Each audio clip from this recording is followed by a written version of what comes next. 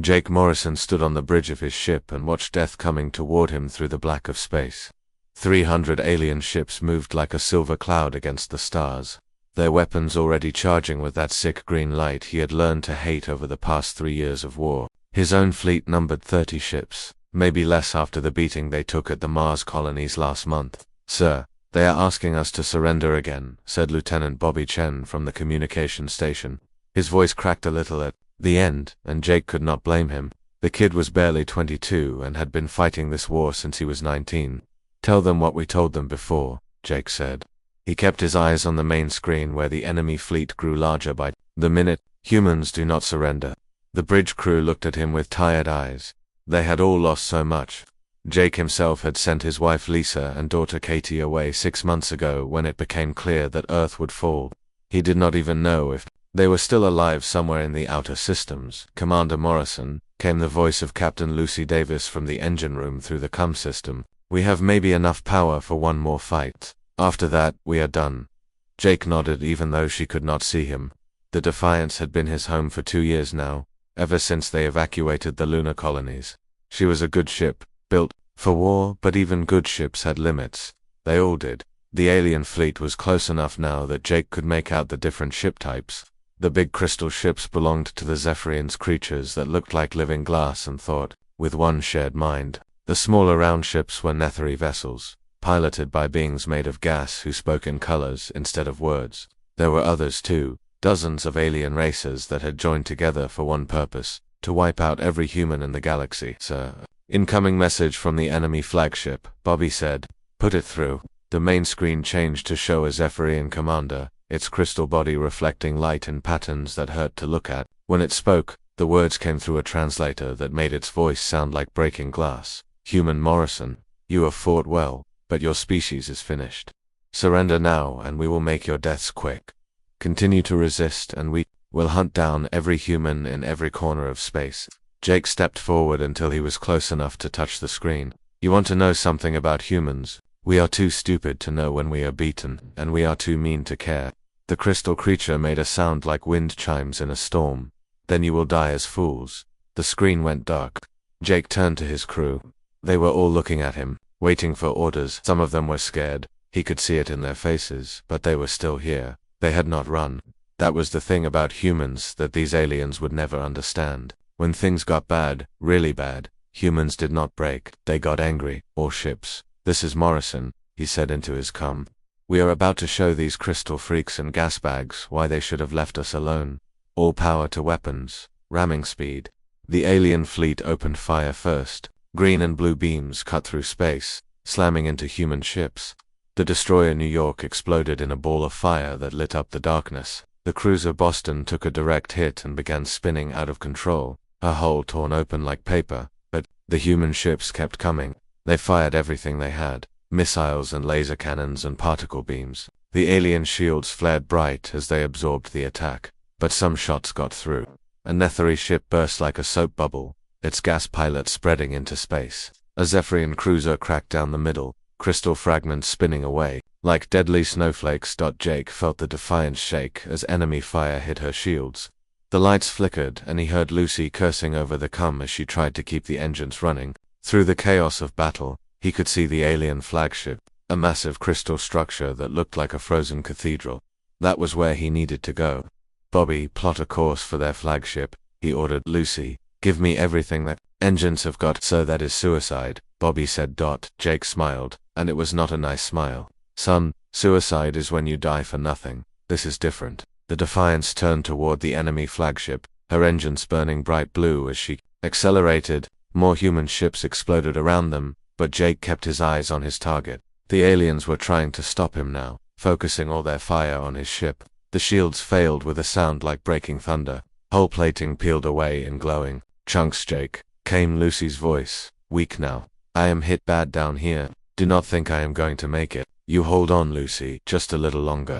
But he knew she was dying. They were all dying. The bridge filled with smoke and sparks flew from damaged control panels. Bobby was slumped over his station, blood running down his face. The main screen, cracked but still showed the alien flagship growing larger and larger. Jake grabbed the manual controls as the automatic systems failed. The Defiance was more wreck than ship now, but she still had momentum, and momentum was all he needed. "This is for Earth," he said to the empty bridge. "This is for Mars. This is for every human who died fighting you crystal bastards." The Defiance hit the alien flagship at full speed. For a moment that felt like forever. Jake saw crystal walls rushing past the viewports. Then came the light, brighter than a sun, as both ships exploded together. The shockwave rolled out across space, swallowing friend and enemy alike. When the light faded, there was only wreckage and silence. The war was over. Humanity had lost, but Jake Morrison was not finished dying yet. 3 months after the last battle, the wreckage still floated in the dark between the stars. Pieces of human and alien ships drifted together like a metal graveyard, slowly spreading apart as gravity and solar wind pushed them in different directions. The Zephyrian cleanup crews worked carefully through the debris field, cataloging everything they found for their victory records. Science Officer Veltar moved through the salvage ship's cargo bay, examining the various artifacts they had collected. Crystal fragments from destroyed Zephyrian vessels would be recycled. Twisted metal from human ships would be studied and then melted down. The war was over, but there was still much to learn about the defeated enemy. Officer Veltar called one of the junior technicians. "We have found something unusual." Veltar followed the technician to a containment unit near the back of the cargo bay. Inside the transparent aluminum case was the body of a human male, still wearing the torn remnants of a military uniform. The fabric bore the insignia of a commander, and the name tag read Morrison. "Scans confirmed this is the human who destroyed our flagship," the technician said. "His body was found in the wreckage of his vessel. Medical analysis shows death by explosive decompression combined with severe radiation poisoning." Veltar studied the corpse with professional interest. The human looked younger than expected, maybe 40 years old, with dark hair and a face that even in death showed determination. There was something around his left temple, a small device that had been surgically implanted under the skin. "What is that neural implant?" Veltar asked. "Military-grade interface technology. The humans used such devices to control their ship systems more efficiently. This one appears to be a command-level unit, far more sophisticated than anything we found on other human bodies." Veltar made a decision. "Take the body to Research Station Gamma on the Moon.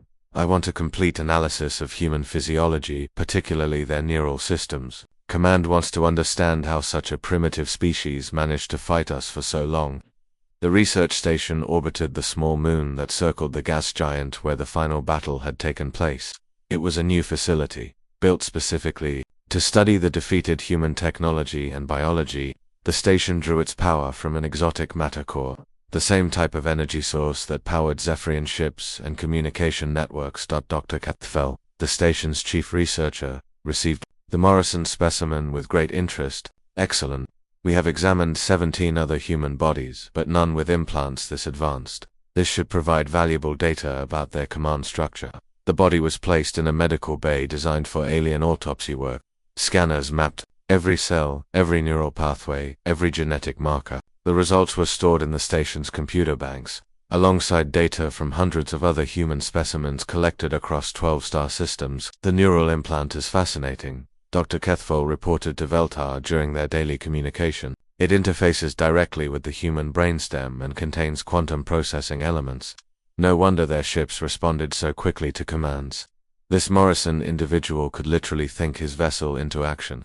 What neither alien scientist noticed was the faint energy reading from the exotic matter core. The quantum fields that powered their station were interacting with the dead humans' neural implant in ways their instruments could not detect. The implant had been designed to interface with ship systems through quantum entanglement, and even in death it was still trying to make connections. For weeks, nothing appeared to change. The body remained in cold storage while the researchers continued their analysis. But deep inside Jake Morrison's brain, something was happening. The quantum fields from the station's power core were creating new neural pathways, rebuilding damaged tissue, restoring function to systems that had been destroyed by radiation and vacuum exposure. The process was slow and hidden from the alien. Sensors his heart had been stopped for months, but the quantum energy was providing a different kind of life support. His brain was being rewired, enhanced, changed into something that could exist in the intersection between organic thought and quantum reality. On a Tuesday that would have meant nothing to the dead human, Jake Morrison opened his eyes. The first thing he noticed was that he could see in the dark. The second thing was that he felt no pain. even though he remembered dying in agony as his ship exploded around him. The third thing was that he could hear electronic signals like music, the hum and whisper of computer systems throughout the research station. He was lying on a metal table in what appeared to be an alien medical facility. Cables and sensors were attached to his body, feeding data to machines he did not recognize. Through the transparent walls he could see the curved corridors of a space station. Beyond that, the stars looked different than he remembered. Sat up slowly, expecting alarms to sound or guards to come running. Nothing happened. The aliens had not bothered to set up security around a dead body. Why would they? He disconnected the sensors and cables, surprised to find that his hands were steady and strong. His military uniform was ruined, torn and burned from the explosion, but his body seemed completely healed. There were no scars, no radiation burns, no signs of the injuries that had killed him. The neural implant in his temple felt different too. Instead of the familiar warm sensation he remembered, it now pulsed with cold energy. When he concentrated on it, he could sense the electronic systems around him like a blind man suddenly given sight. The medical computers, the life support systems, the communication arrays, they all called to him. Without really thinking about it, Jake reached out with his mind and touched the station's main computer. Information flooded into his consciousness. Station schematics, personnel records, research data. He learned that he was on a Zephyrian research facility orbiting the moon of Kepler-4 for to see. He had been dead for 3 months and 7 days.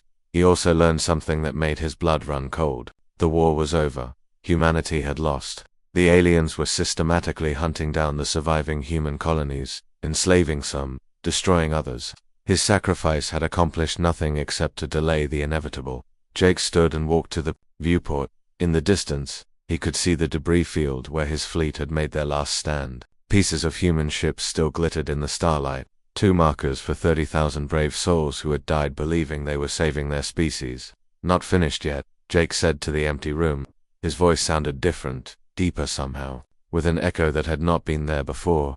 He turned his attention back to the station's computer systems. The aliens had been studying human technology and biology for months, cataloging their weaknesses and strengths. But they had made one crucial mistake. They had assumed that death was final for humans, just as it was for every other species they had conquered. Jake Morrison began to plan his escape. The war might be over, but he was not ready to surrender.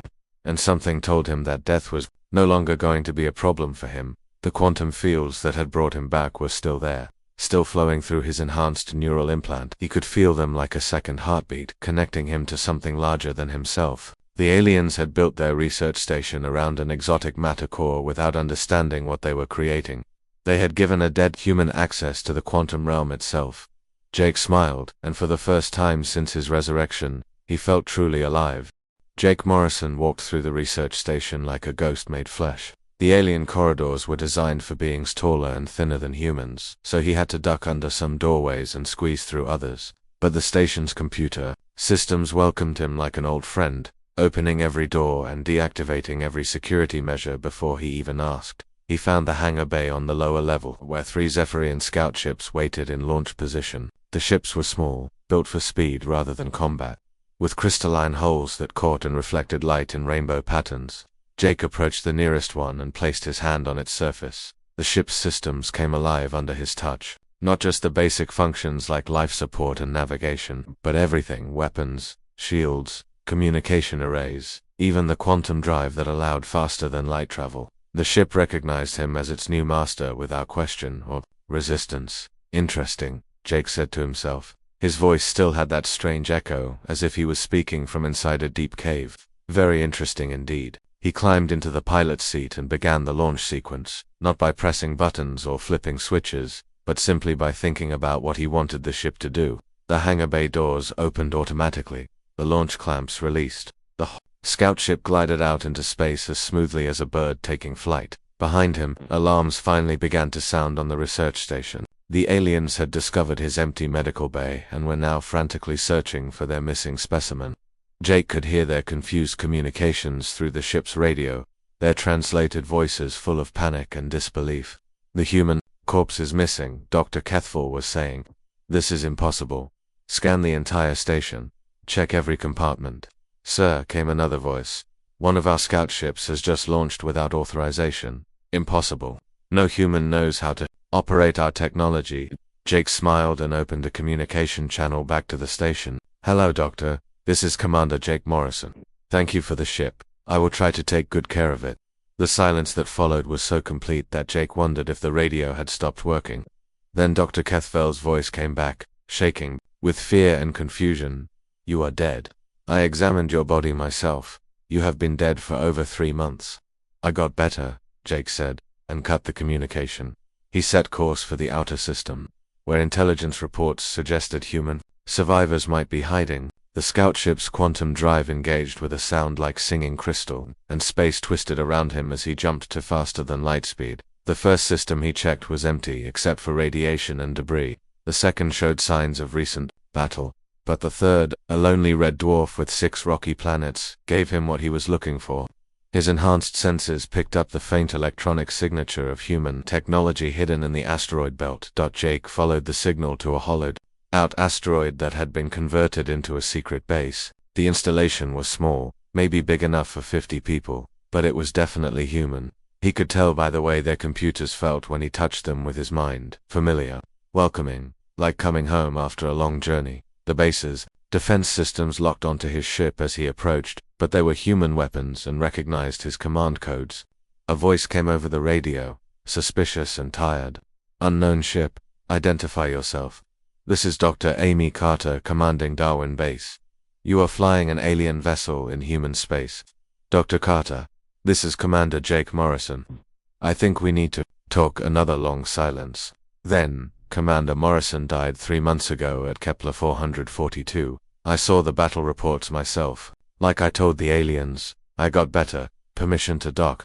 20 minutes later, Jake found himself sitting in a cramped conference room, facing a woman with gray hair and suspicious eyes. Dr. Amy Carter was a xenobiologist who had been studying alien technology since the war began. She had 3 other people with her: Bobby Chen, a young pilot who looked familiar, Lucy Davis, an engineer with grease under her fingernails, and Carl Hughes, a former Marine whose right arm ended in a mechanical replacement. You look like Jake Morrison, Dr. Carter said carefully. But Jake Morrison died when his ship rammed the alien flagship. We all saw it happen. I remember dying, Jake said. Explosive decompression, radiation poisoning, the whole package.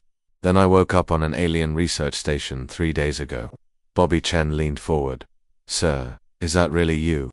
You do not remember me? Lieutenant Bobby Chen from the Defiance communication station. Jake studied the young man's face and smiled.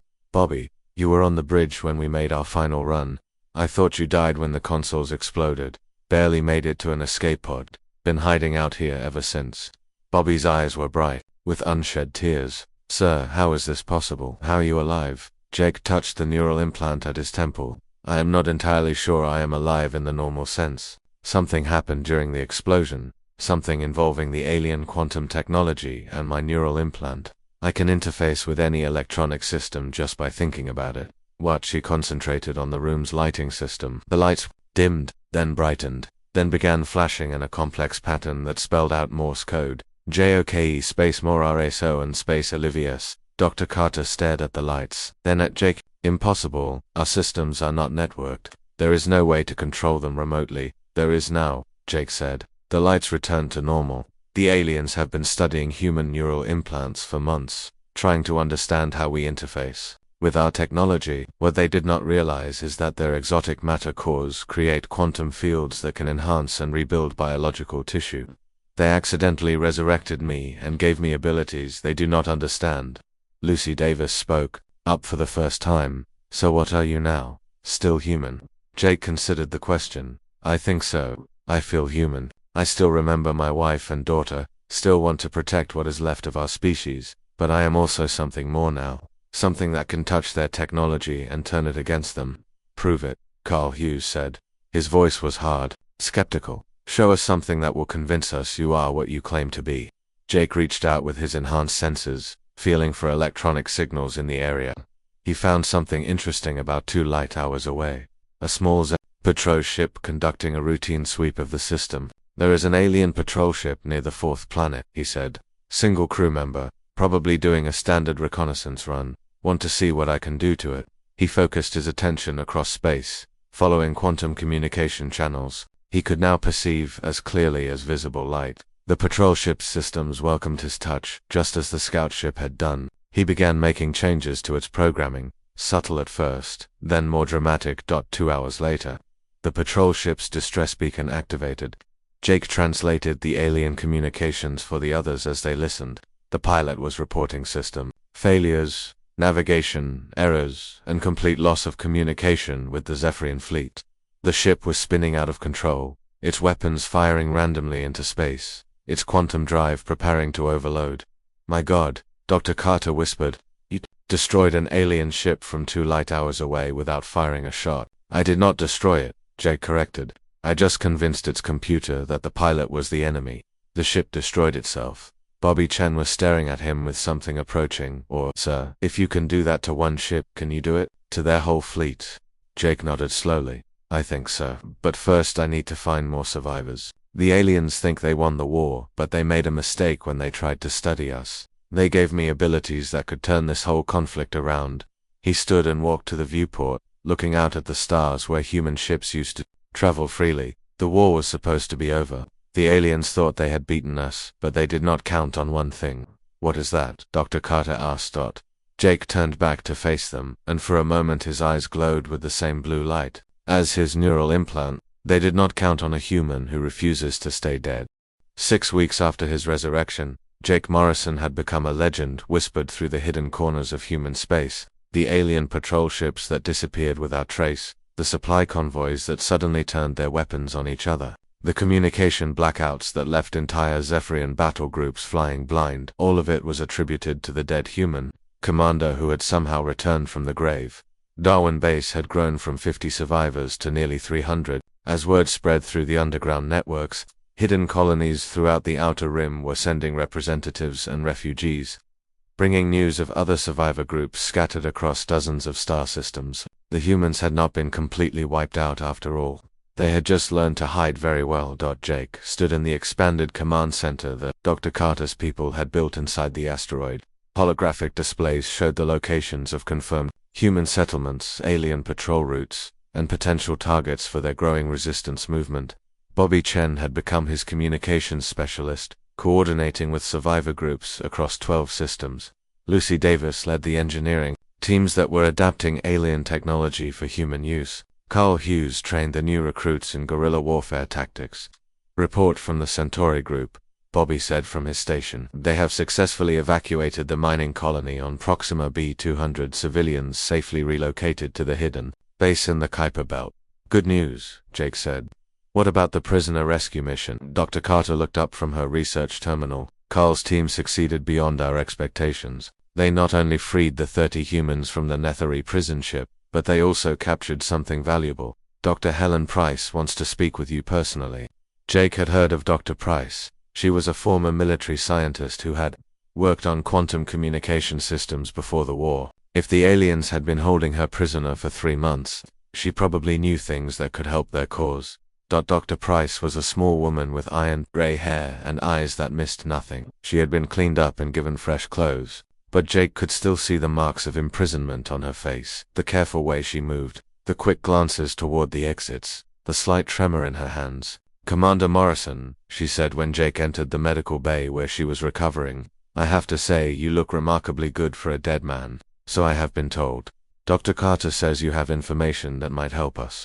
Dr. Price nodded. "Slowly, the aliens have been very interested in human neural implant technology. They captured several of us who worked on the military interface programs and forced us to explain how the systems functioned. What they wanted to know was why human ship responses were so much faster than their own." "And what did you tell them?" "The truth. That human neural implants create quantum entanglement between the pilot's brain and the ship's computer core. It allows for thought-speed response times and intuitive control that their technology cannot match." She paused, studying Jake's face. But there was something else they discovered during their experiments.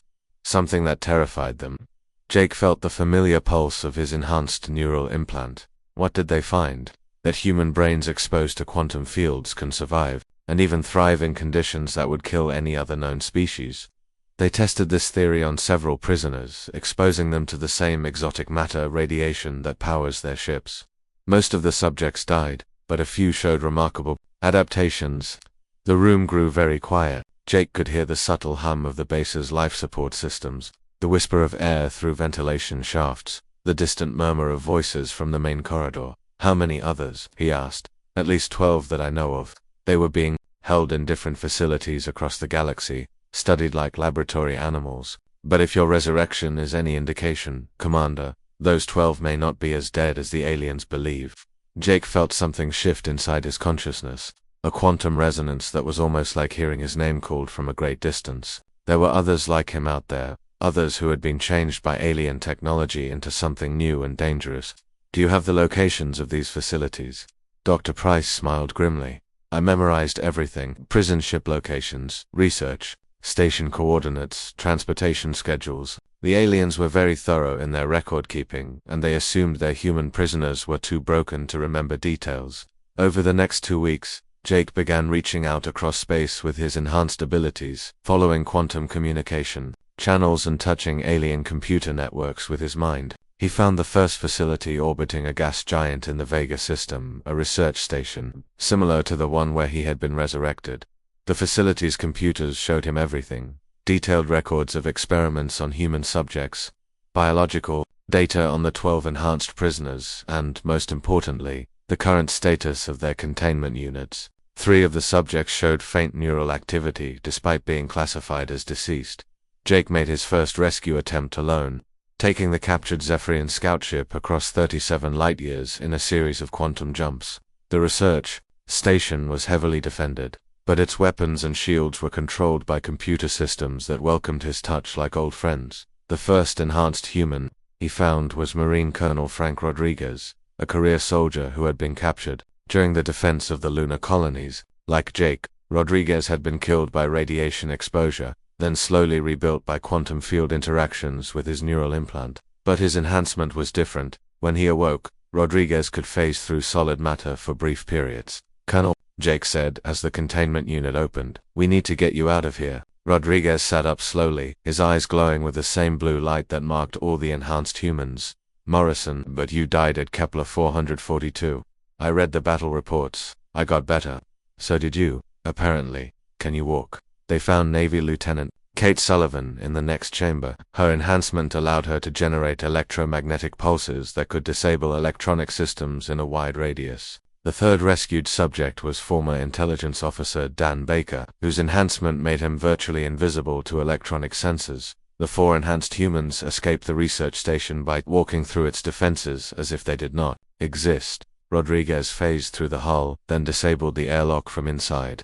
Sullivan knocked out the internal security systems with a focused EMP burst. Baker became a ghost in their sensor networks, leading them past guard stations that could not detect his presence. Jake coordinated everything through his connection to the station's computer core. This is impossible, Rodriguez said as they reached their ship. For humans just penetrated the most secure research facility in Zephyrian space. It gets better, Jake said. We are not the only ones. There are at least 8 more facilities with enhanced humans waiting to be awakened. Over the following month, Jake and his growing team of enhanced humans conducted rescue operations across the galaxy. Each facility they hit yielded more recruits, each with unique abilities that defied conventional physics. By the time they finished, Jake commanded a force of 15 enhanced humans whose combined abilities could challenge the entire alien alliance. But the real breakthrough came when Dr. Carter made her discovery about the quantum communication network that held the alien coalition together. The Zephyrians, Netheri, and their dozen allied species all depended on instantaneous communication across vast distances.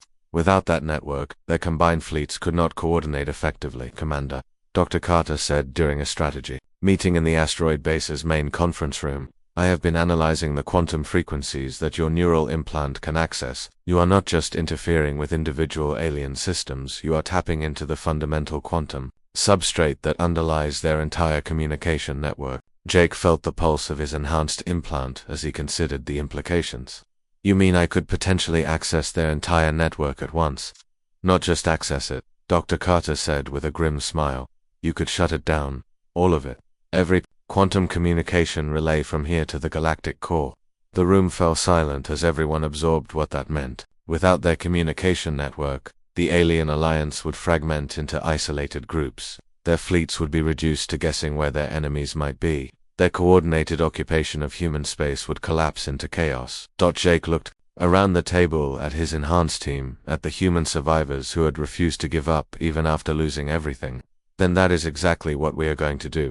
The central command hub of the Galactic Council floated in orbit around Arcturus Prime like a crystal fortress among the stars, 5 miles across and bristling with defensive weapons. It was the nerve center of the alien alliance that had conquered humanity. Every quantum communication in their empire passed through its massive processing cores, coordinating fleets across thousands of star systems. Jake Morrison studied the tactical display in the hidden command center they had established. In an abandoned mining station 2 systems away, his team of enhanced humans had spent 6 weeks planning this assault, analyzing every defensive system and communication protocol the aliens used. The quantum network hub is protected by overlapping shield generators. Lieutenant Kate Sullivan reported her ability to generate electromagnetic pulses had proven invaluable for mapping the station's electronic systems from a distance. 17 different layers, each one capable of stopping a full fleet attack. Colonel Frank Rodriguez, who could phase through solid matter, had conducted close reconnaissance missions by literally walking through the station's hull. Internal defenses are just as heavy. Automated weapons in every corridor, force field barriers, and at least 3,000 Zephyrian guards. What about the central processing core? Jake asked. Dan Baker, whose enhancement made him invisible to sensors, had penetrated deeper into the station than anyone thought possible. It is located in the center of the structure, surrounded by quantum isolation chambers that should theoretically prevent any external interference. But Commander, if you could get close enough to make physical contact with the core systems. Jake nodded slowly. He had been developing his abilities over the past 2 months, learning to extend his quantum awareness across greater distances and through more complex systems. But the alien command hub represented the ultimate test of his enhanced capabilities. The plan is simple, he said to the assembled team. We get in, I shut down their communication network, and we get out before they can coordinate a response. Simple, but not easy. Dr. Carter had modified one of their captured alien ships with a quantum stealth system that rendered it invisible to most sensors. The ship could carry Jake's entire enhanced team close to the command hub without being detected, but getting inside would require all of their unique abilities working together. They approached Arcturus Prime during the system's night cycle, when solar radiation would help mask their presence. The command hub hung in space like a geometric constellation, its crystal surfaces reflecting starlight in patterns that hurt human eyes to look at directly. Beginning approach, Bobby Chen said from the pilot's seat.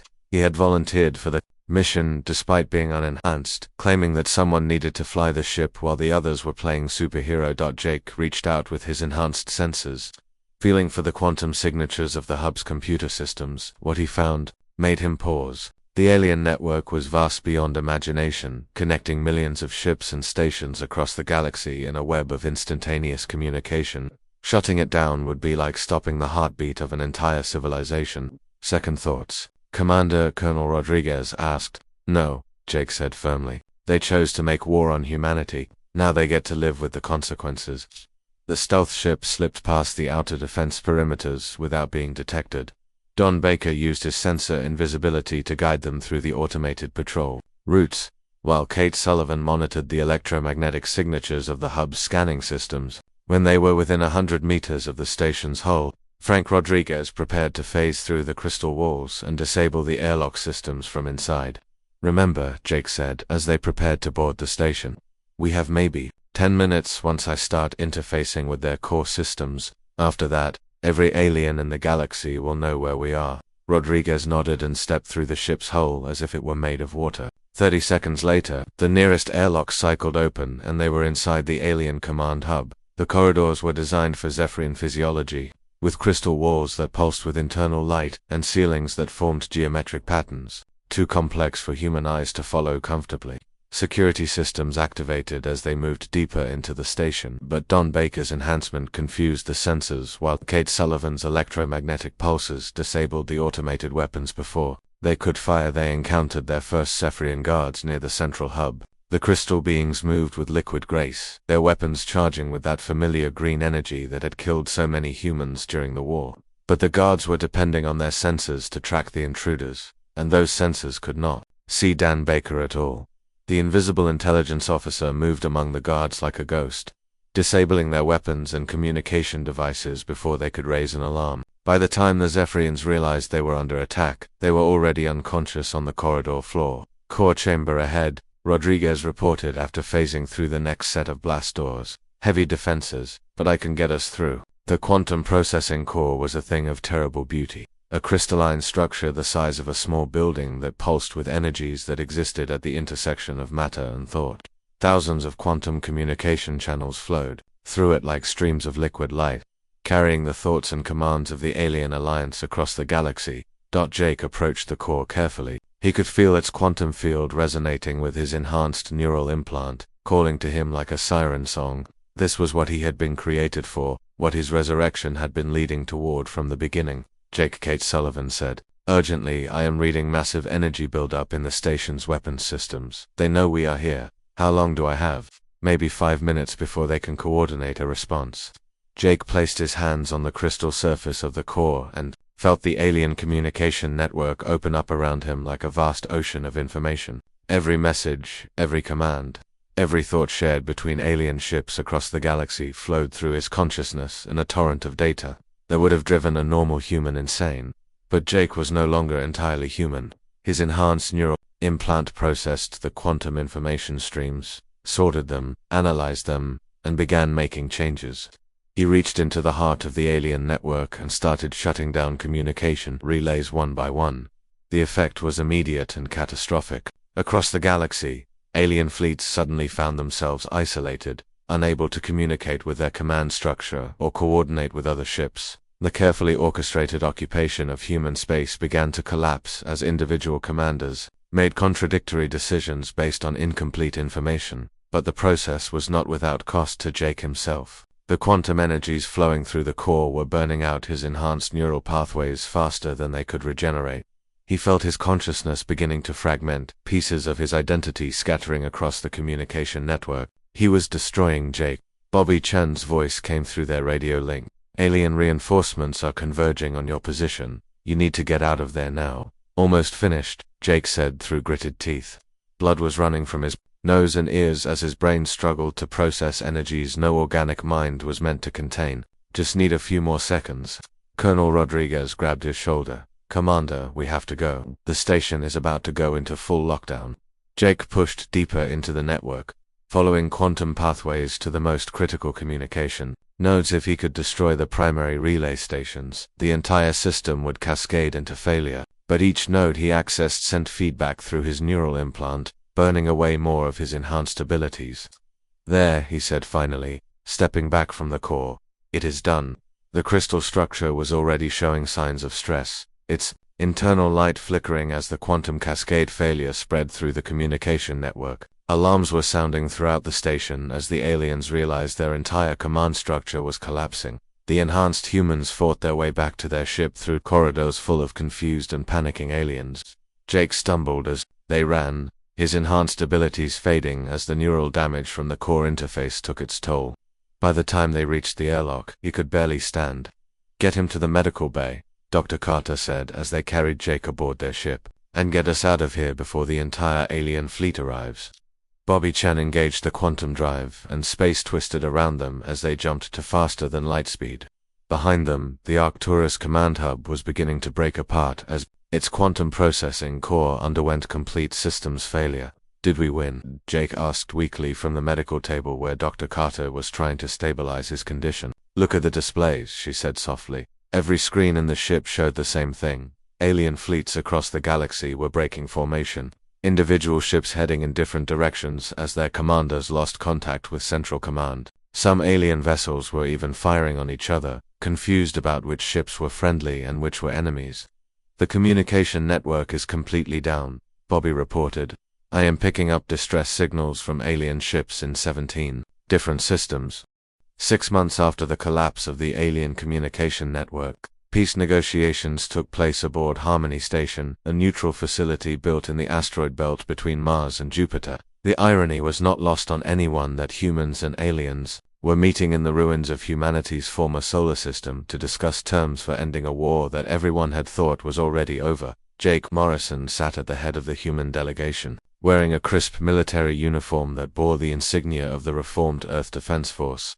The neural implant at his temple still glowed faintly blue, but the quantum fire that had once burned in his enhanced mind had dimmed to barely flickering embers. He was still more than human, but much less than he had been during the height of his abilities. Across the negotiating table, the alien representatives sat in uncomfortable silence.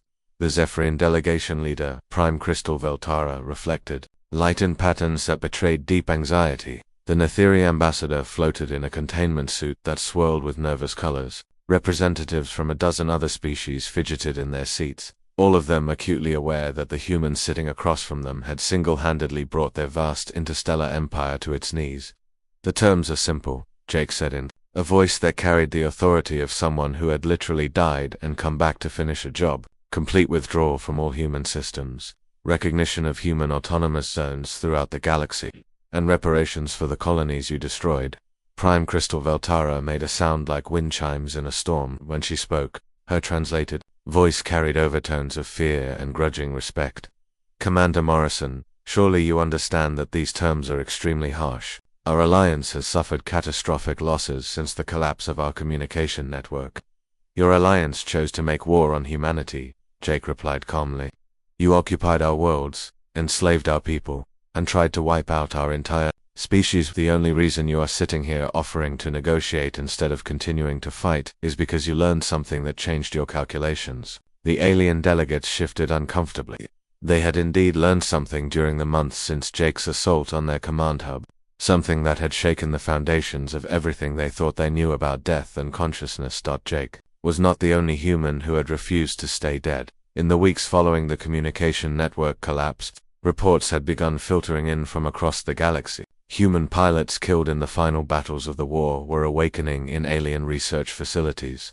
Soldiers who had died defending human colonies were rising from morgues on conquered worlds. Even civilians who had been executed during the occupation were somehow returning to life, all of them enhanced by the same quantum field interactions that had resurrected Jake. The aliens had inadvertently created conditions for human resurrection on an unprecedented scale. Every time they used their exotic matter technology near human remains with neural implants, they risked bringing back another enhanced human with abilities that could threaten their technological superiority. There have been 47 confirmed cases of human resurrection in the past 6 months, Dr. Carter reported from her seat beside Jake. Each one demonstrates the same quantum field enhancements, though the specific abilities vary by individual. She gestured to a holographic display that showed incidents across 12 star systems. A mining engineer named Peter Walsh phases through matter like Colonel Rodriguez. A fighter pilot called Susan Kim can generate electromagnetic pulses. A medical officer named Tony Lopez has become invisible to your sensor networks. The Netheri ambassador's containment suit swirled with colors that translated as deep unease. This is unprecedented in our experience. No species has ever demonstrated the ability to return from clinical death, especially with enhanced capabilities. Jake leaned forward slightly. That is because you never tried to conquer a species like humanity before. We do not accept defeat easily, and apparently we do not accept death easily either. What Jake did not tell the aliens was the full scope of what he had discovered about the resurrection process. During his months of recovery, he had reached out with his remaining abilities to study other enhanced humans across the galaxy. What he found was both fascinating and terrifying. The quantum fields that powered alien technology were creating a kind of backup system for human consciousness. Every time a human with a neural implant died in proximity to exotic matter sources, their neural patterns were preserved in quantum substrate that existed outside normal space and time. Given the right conditions, those patterns could be downloaded back into reconstructed biological forms. It meant that humans were becoming functionally immortal as long as alien technology existed in the galaxy. Every enhanced human who died would eventually return, potentially with even greater abilities than before. The aliens had created their own worst nightmare, an enemy that grew stronger every time it was defeated. We want guarantees, Prime Crystal Veltara said. Assurances that your enhanced humans will not use their abilities to attack our remaining territories.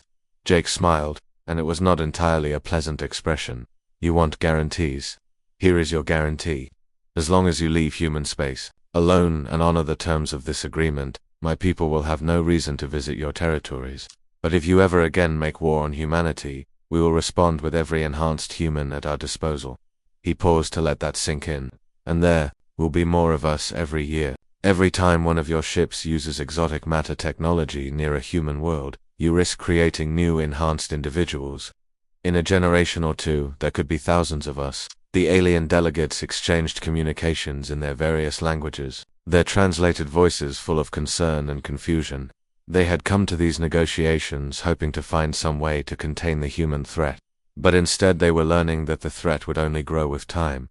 After 3 hours of discussion, the aliens agreed to the human terms. They had little choice. Their communication network was still in ruins. Their fleets were scattered and demoralized, and they faced the prospect of dealing with an ever-growing number of enhanced humans who seemed to defy the fundamental laws of physics. The peace treaty was signed that afternoon in a ceremony broadcast to human colonies throughout the galaxy. Jake watched through the station's main viewport as alien ships began jumping to quantum space, beginning their withdrawal from human territory. After 3 years of occupation, humanity was free again. So what happens now? Bobby Chen asked, as they prepared to return to Earth. The war is over, the aliens are leaving, and we have a galaxy to rebuild. Jake touched the neural implant at his temple, feeling the faint quantum resonance that connected him to dozens of other enhanced humans across known space. Now we go home and start building something better than what we had before. But first, there was something personal he needed to do. The transport ship Resilience dropped out of quantum space near Jupiter 3 days later. Jake stood at the observation windows, looking out at the massive space station that had been built in the shadow of the Great Red Spot. New Geneva Station was home to 50,000 human refugees who had fled the inner systems during the war. Among them were Lisa and Katie Morrison, the wife and daughter he had not seen since sending them away before the final battle at Kepler-442. Jake found them in the civilian quarter, in a small apartment overlooking the station's main garden dome. Lisa opened the door and stared at him. For a long moment, her eyes taking in the military uniform, the faint glow of his neural implant, and the changes that resurrection had made to his face. "Hello, Lisa," he said quietly. "I know this is going to be hard to believe," but she stepped forward and wrapped her arms around him, holding him so tightly that he could barely breathe. "I know," she whispered. "I saw the news broadcasts. I know what you did, what you became. I know you died and came back for us." Their 12-year-old daughter Katie appeared in the doorway, staring at the father she had thought was dead. "Dad, is it really you?" Jake knelt down to her level, and Katie ran into his arms. For a moment, the man who had brought an entire galactic empire to its knees was just a father holding his daughter. "I promised I would come back," he said softly. "It just took a little longer than expected." 2 weeks later, Jake stood on the observation deck of New Haven Station, the orbital facility being built from the wreckage of the old Haven Station where he had made his final stand. Below him, Earth turned slowly in space, its blue oceans and white clouds unmarked by the war that had raged among the stars. Human ships moved freely through the solar system again, carrying supplies and personnel to the rebuilding effort. In the distance he could see the construction yards where new vessels were being built, incorporating both human engineering and captured alien technology. Dr. Carter joined him at the viewport, carrying a datapad with the latest reports from the Enhanced Human Monitoring Program. 49 confirmed resurrections now, she said. 3 more this week.